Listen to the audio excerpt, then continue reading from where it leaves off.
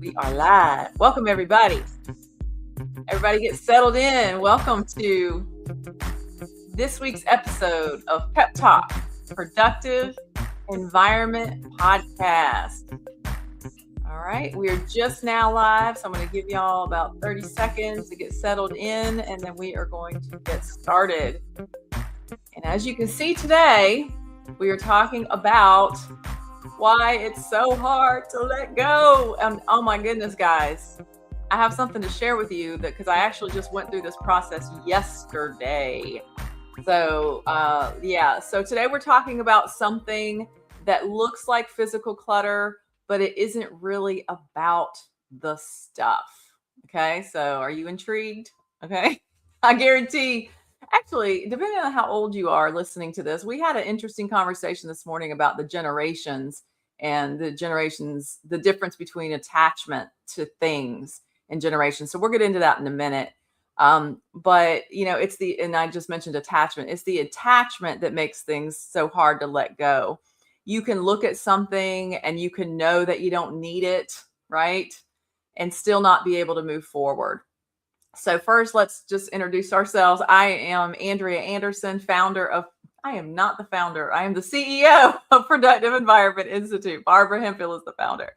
And I'm joined by my co-host today, Demetrius Farrior. He is the founder of DFIT, Demetrius Farrior's Institute for Transformation. And we are both here in Carolina Beach, North Carolina. So we're excited to talk to you about this topic because we are very different with regards to this topic. Actually, before we get into the topic, let me share something with you guys. This is really cool. So about 14 years ago, Demetrius and I were at Barbara's office. And I just want to show you this real quick. You didn't know I was going to do this. No. This came up as a Facebook memory. I think it was yesterday. And Demetrius was behind the scenes. So yeah, you were the cameraman. You were behind the scenes at Barbara's. This has been in Barbara's theater room 14 years ago. So you were behind the camera. Now you're in front of the camera. So I thought that was pretty cool. So you're helping film. I moved up in the world. You did. And I just want to share, Demetrius has been a student of Barbara's for at least 14 years. I think maybe 15, maybe even 16. Yeah, still at 17. Yeah, I 17. started out a student in I think near the middle of 2010. I moved Was to it 2010? Yeah, the island. I moved to the island in 2010. And I think I started listening to Barbara's CD about halfway, 6 months in. Mm-hmm. Yep. And this was 2012. These pictures were 2012. So anyway, I just wanted to share that with you guys because it came up as a memory. So I thought that was pretty cool. So let's talk about things that we are attached to. So Dee and I were actually just talking about this yesterday. When people say that they can't get organized, it usually comes down to this. They pick up an item and they need to make a decision about it. Because you guys know, Barbara says clutter is postponed decisions, but they just can't. And so they put it back down because it feels heavier than they're willing to address at that moment, right? So, Dee, what are some things that because you work with people on transforming their lives. So what are some things you encounter with your clients that maybe they have a hard time releasing? And you kind of are a master at releasing things now. You're a minimalist. So talk to us a little bit about Man, come on, man. Let's cut to it. Yeah, just jump in. Let's jump right to it, man. Go ahead. Go for it. People you just can't get rid of stuff, man. You just can't get rid of weight. You just can't get rid of things that you've had through the years. People just don't get rid of stuff. Just like I put it in my notes. Don't never talk to a friend to help you to get rid of stuff because a friend's is just going to throw it away. You got to hire a specialist. A friend's going to tell you, hey, let's work out together and lose weight. A friend's just going to tell you, hey, just stop doing this. It doesn't work. You need to hire a specialist. And that's where we come in. We know these things. We know the emotional connection that you have with these things. And that's why we're here today. So we're here today to not really solve the problem, but maybe point the issues out that we do have and getting rid of things and living a more peaceful life. Yeah. I just experienced this yesterday. Sometimes it can be another person. Ideally, it's a professional or somebody that you're not going to they're not going to just give in to you. It's somebody that can hold you a little bit accountable. So I was actually clearing out my business space closet. I have a closet that I have shelves in, and it's been getting cluttered and cluttered and cluttered. Yes, it's been getting cluttered in my house. Okay. So I have a friend. She's actually a colleague now, Misty. She came over yesterday, and I said, okay, let's take everything out of this closet. And you guys, those of you that are clients or potential clients that want to work with us, it happens to us too. I looked at that closet and I thought, I should be able to do this myself. How many of you that are listening that are clients of ours, you have felt that? Or even if you're not clients of ours, how many of you have felt, I should be able to do this myself? And me, as CEO of Productive Environment Institute, I've been teaching this for 20 years with Barbara. And I still had that same struggle. So I had her pull everything out. I couldn't even get myself to do that part. I was like, all right, if you just pull everything out and then I can see it. And so she pulled everything out and went through stuff. And I actually ended up keeping most of it, to be honest. I kept most of it, but we put it back in a much more organized fashion. There were things that I was easily able to get rid of, easily able to toss, but there were some that were difficult. And she said at first, and you just kind of pointed this out, like if somebody, or we talked about it this morning, if somebody says, get rid of it, you should just get rid of it. That's not our role. That's not a friend's role. That's not a specialist role. We never tell anybody they should get rid of something. And so I struggled with the idea, even though our framework is action, reference, toss. If you look at something and it's like, is this an action? Is this a reference? Is this a toss? Sometimes toss is really harsh. Why don't you hold on? Why don't you tell us what was hard for you to get rid of? That's what we want to know. Well, I'm going to tell you. I'm going to tell you in a minute. But the point is, toss. I couldn't deal with toss, and I'll tell you why. So we came up with an alternative, and maybe this will help solve some of y'all's problems. So the idea of it wasn't okay. There was an item. And I said, it is not an action. I need to do nothing with this. Okay. It's not really a reference. It's not something I need to keep for future reference other than the attachment I had to it. But here's the catch. It was a gift. Somebody close to me gave me a gift, and I love the person and I appreciated the gift. However, it had a negative connection to it because of the time that it was given to me. There was a negative experience happening around the time that I received the gift. So I attached this negative perspective, to a nice gift from a nice person that I cared about, but it was because of the timing. And so that's what allowed me to let it go. Okay. And here's what happened. I still didn't feel comfortable with just quote toss. So Misty said, I will give it to my niece. And I was like, and then she said, or I can take it to a nursing home and the people in the nursing home will love this. And I was like, okay. Then it was after she said that, it was easy. It was easy for me to let it go. She took it out of my place. She took it away. And that made a huge difference for me. I was able to let more things go because I was like, oh, well, you can take this to the nursing home too. So I was able to release more things. So what are your thoughts on that, Dee? Well, you got two choices. You can either keep the special gift and remember the horrible time, or you can forget the horrible time and get rid of the gift. Well, that's what I did both. That's the sort thing. of. That's the thing. Yeah. And that's where I said this thing runs deep. It runs back to what happened before the clutter. And we don't do that. That's something that you guys are going to have to dig into. And a lot of trauma has happened to us, whether it be good or bad trauma. We heard trauma today that was actually good trauma for getting rid of clutter. It was bad, but it was put to use for good, right? And how? Well, hold on. Let me share that one quick second. I'm going to share it. Let me share Kathy's comment, and I'm going to go back to that. Kathy says, I have a large walk-in closet that I need to declutter. I keep telling myself it will be much more time consuming than it will likely actually be if I just did it.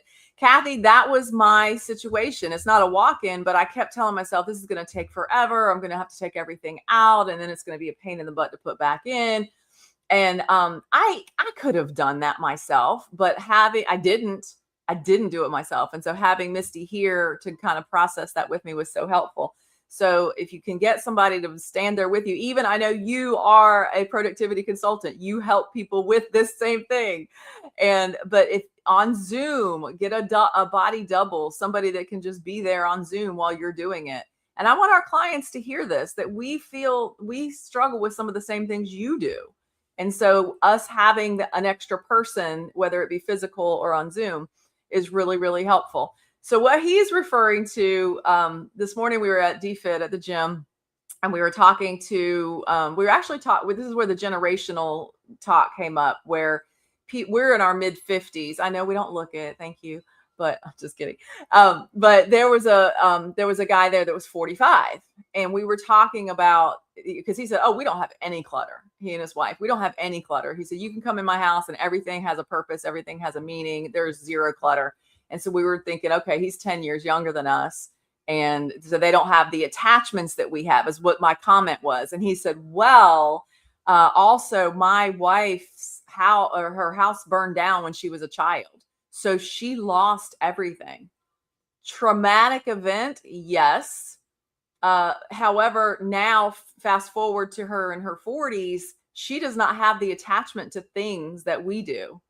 So we were, that was a horrible traumatic experience, but it's actually serving her now in her adulthood to not hold on to things. Her concept or mindset is everything can be replaced except people, so we just she just doesn't get attached. That's one of the things. You lost something, and then at the end you're like, that stuff, I lost it, but it really didn't mean that much to me. It could be replaced. And it, like I said, it's all in training your brain. Now you have to train your brain. Is it, when you walk by that pantry or you walk by that closet, is it a graveyard or is it a museum? Think about it. A graveyard, you walk by, there's stuff in there. You go by there every once in a while. You really don't want to go there, and stuff is just there. A museum is stuff we purposely keep that we want to come back to and hold on to. So is your museum organized? Is your graveyard organized when you come back? Sometimes our graveyard and museum is mixed.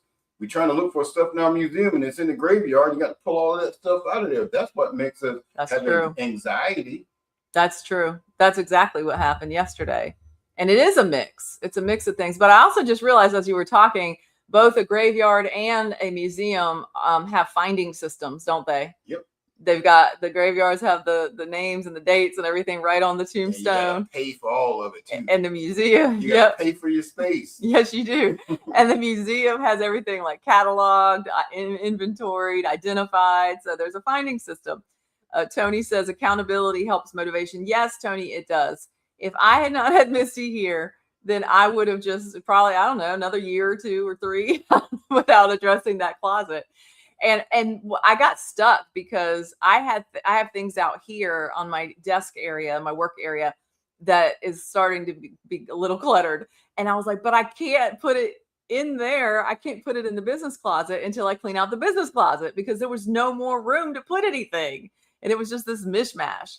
So having her come and just be there, and she physically would take the item from me and walk it into the other room. She would come out here and she had a little box and she was putting things in it. So I know that it was going to another home, a nice home. And that, to back what she says up, I've been watching you guys, your mentality for the past 48 hours now.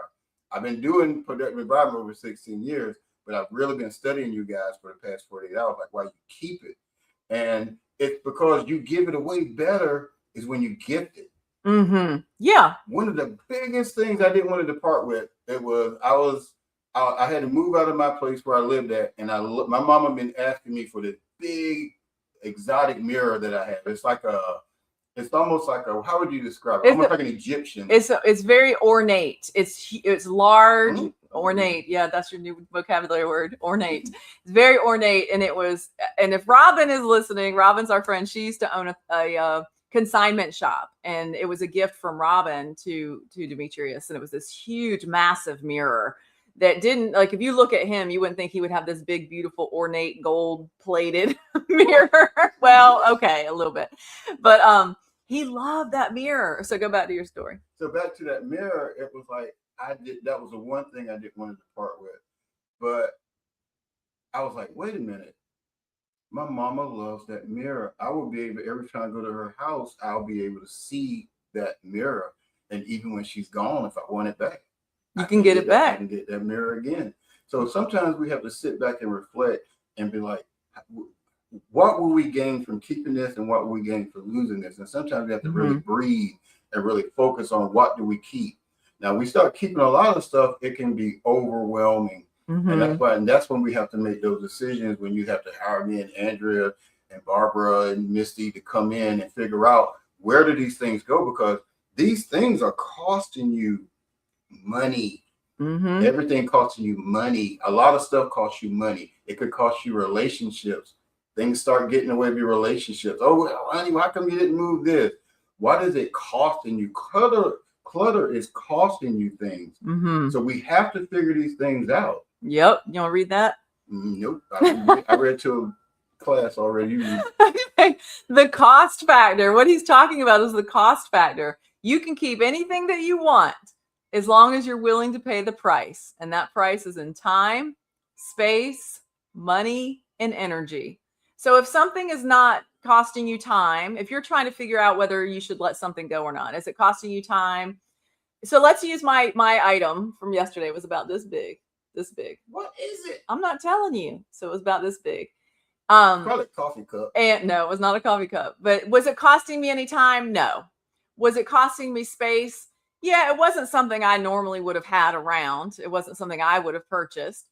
But like I said, I love the person that gave it to me. And then did it cost me any? So time, space, money. It didn't cost me any money, but somebody else paid money for it. Somebody else thought of me as they were paying money for this gift for me. And that was hard. I was like, they thought of me. They had me in mind.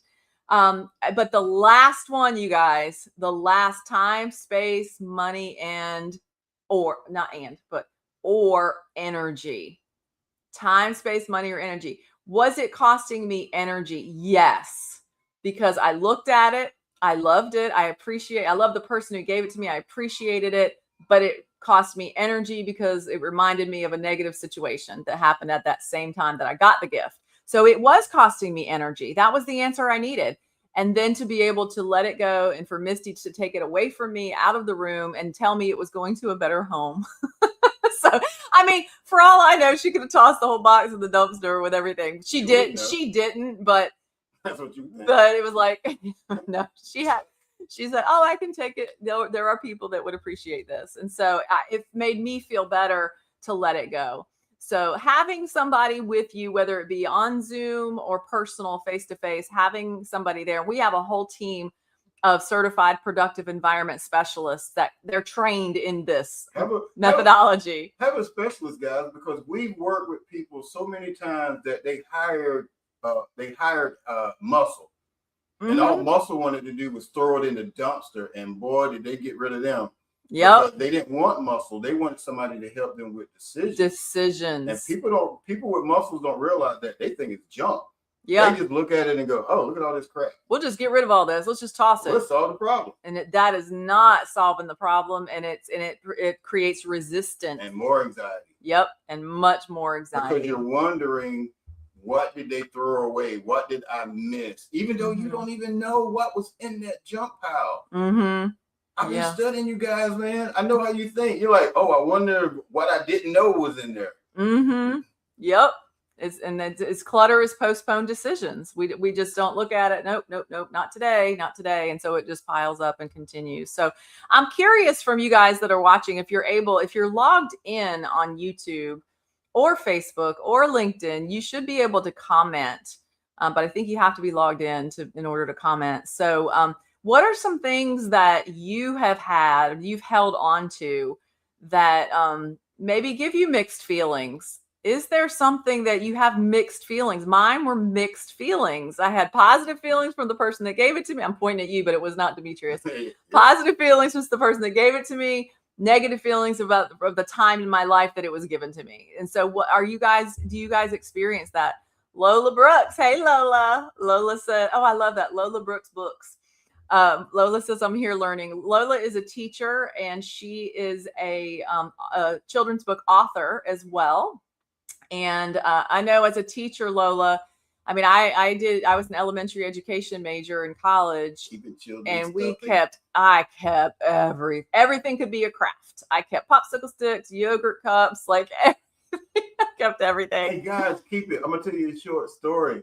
I was an artist, and my favorite art teacher was Mrs. Bryant, and I did all this artwork for her in like 1982. Mm-hmm. Fast forward like 10 years later, my sister's 15 years younger than me. She had the same teacher, and she's like, Demetrius is your brother? She's like, oh, I kept his artwork from when he was there in 85.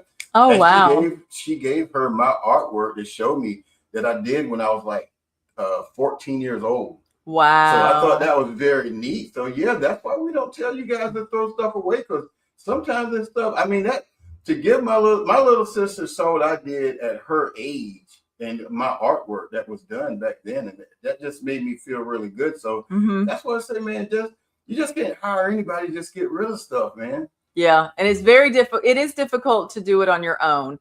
So I just want to reiterate that if you're feeling like you should be able to do it on your own, let that go. Because I was saying the same thing, and I'm in this business. This is what I do for a living. So, you know, that's the thing. So here's Kathy says, if you cannot find it or you do not know you have it, it is of no use to you. So that's Hemphill's principle. If you don't know you have it or you can't find it, it is of no use to you. And that's the truth. It's of no value to you. And so I was finding things in there. I found two old, tiny little iPhones, and I still have them because I'm like, well, first of all, do I need to find out how to dispose of them properly, or can I just toss them? But then it has the plug, the old plug, the wide plug, not the tiny little plug that we have now. I had this old wide plug on it. So is it worth? They're still sitting in there. They're still sitting on my dresser. So what do I do, guys? Do I just toss them? Do I take the time to research where they go? I don't know. Do I wait and find a plug so I can see what's on them? They've got to be 15 years old at least. They're tiny. I tell you what, anyway, you know what Apple does on purpose? They make stuff so you can't use that old stuff. I know. So Apple has created a lot of clutter for us. That's a very good point. Yep. How many adapters, how many phone adapters do you have that you don't, that you can't use anymore? But we're keeping them just in case, aren't we? Okay. That's why you transfer all your information in the cloud to your new phone. Yep. And Tony's also a certified productive environment specialist. Tony and Kathy both are. Tony says photos, career memorabilia, kids' artwork. Exactly. Things that have meaning. Like I found 2 Christmas cards yesterday as I was going through this of people that I care about, and it was their families from Christmas. Let's see, a year or 2 ago, 2 Christmases ago. And I thought, it's hard. I think Barbara and I actually talked about this on an episode. It's hard to throw something in the garbage that has somebody's face on it, especially their children or their dogs. So that was difficult, but I thought, okay, so here, one thing you could do if you wanted to keep the memory is just snap a picture of it. But then don't just leave that picture in your phone. Do something with it, label it, put it somewhere, put it in your finding system. I archive everything now. I make sure I took everything. I went in my phone, I started archiving, and then the new stuff, I archive it and I put the name of it, like your Swift file. Yeah. Yep. Exactly. So reformat and toss, Tony says, and that's exactly kind of what I was just saying. Reformat, like take a picture of the item, toss or give away if it's something that's useful to somebody else. The item. So take a picture or do something else to represent that if it really means that much to you. You guys, we were talking about this the other day. We were talking about memories. You guys talking about kids stuff. I'm going to tell you 2 things. I showed my kids artwork they did, and they were like, who did that crap? They were like, so keep the kids' artwork. You may love it. They don't care. They do not care about it. And then another thing, I had another client talking about keeping all their kids' clothes when they were little, and then They said they kept all these kids' clothes, and then there were like for years, and it was ants, mold all on the clothes, the dresses, and it just created bugs. So we have to be careful, guys, in what we keep, because that stuff really, the best thing to have is a memory. Even ashes, like keeping somebody's ashes. If my mama ever did that, I'm like, okay, that's touchy. No, I'm telling you what I do. My mama may not never leave me no ashes, because I might put her in like one of the things, one of those fan things. She'll be right now working, keeping time. The hourglass. But I'm just saying, guys, it's like the things that we do. It's like when people leave stuff, they don't care about that stuff anymore. It's like we keep stuff because the most important thing is the memory of that person. That person is never gone. They're gone physically, but that person or persons is always in the memory, always in your memory. As long as you have memories and good memories of that person, that's all you need. And when I declutter my place, the hardest thing to do was I got rid of the mirror, right? So I said, what do I want? So you got to figure out, what do you want from this decluttering? I wanted freedom. I wanted to be able to go, leave, and not worry about anything, anybody taking care of anything.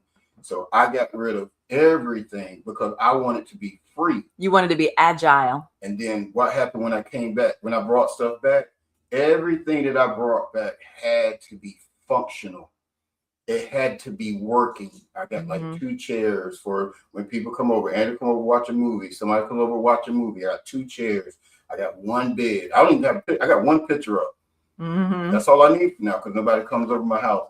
Everything in my place now is intentional. Now, if you have more company, you bring more things. You bring like something that's made for company. Bring in things. Get rid of things that don't work, and bring in things that do work. Bring in things that manifest things. Bring in things that make you feel good. Why would you hang up pictures that you look at it every time and like, ugh? Yep. Be intentional. Be very intentional with what you bring in. My whole condo is a functional and living room. Everything in there, it's a living room. Yeah. Well, we teach at Productive Environment Institute that if you're trying to declutter and you're not sure whether to keep something or not, if it helps you accomplish your work or enjoy your life, then keep it. But if it does not help you accomplish your work or enjoy your life, then it can be considered clutter and you can let it go.